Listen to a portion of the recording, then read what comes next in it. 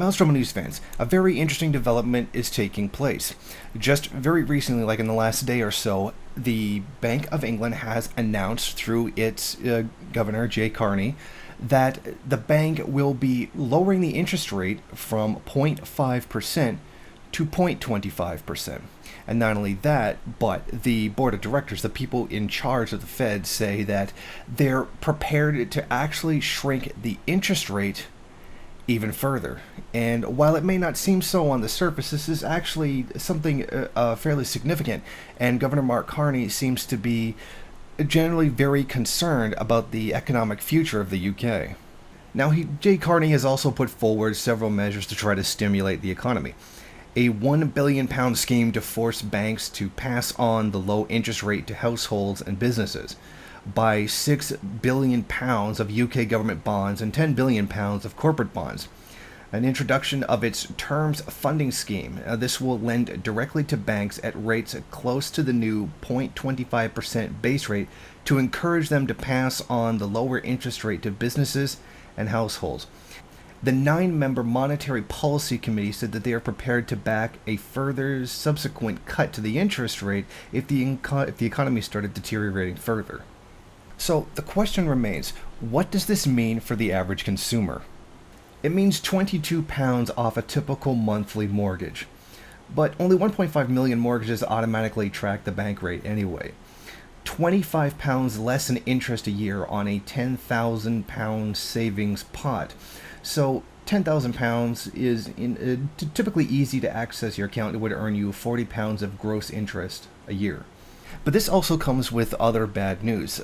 More specifically, that they're calling for an expectation of the economy not to do as well as they had originally believed.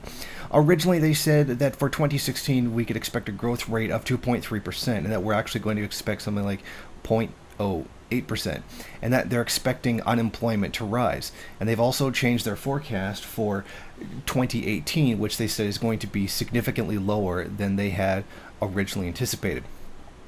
Now, what's really significant here is the fact that they're lowering the interest rate to about as close to zero as they could possibly get.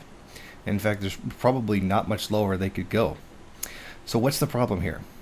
Basically, the efforts that were put out after the Great Recession have managed to pull the global economy out of a deflationary spiral, but it has not managed to repair the economy back to where it was.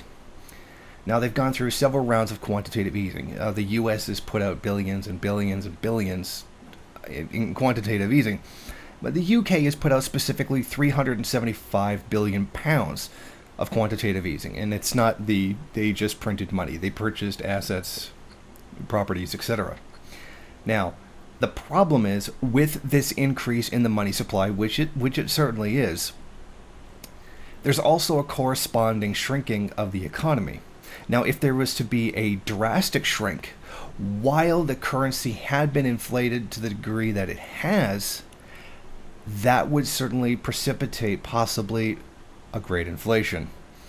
I mean, the degree to which we're talking about remains to be seen. I doubt it would be something like a pre-Nazi Germany. I sincerely doubt that would be the case, but it very well could be. The amount of damage that could be done depends on the policies that the Bank of England actually takes. But this does indicate the possibility of a very severe crisis that could be striking because of the one main problem.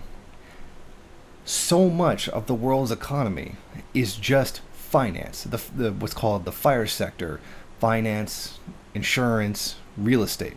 And this is not real commodity, real value creation through commodities.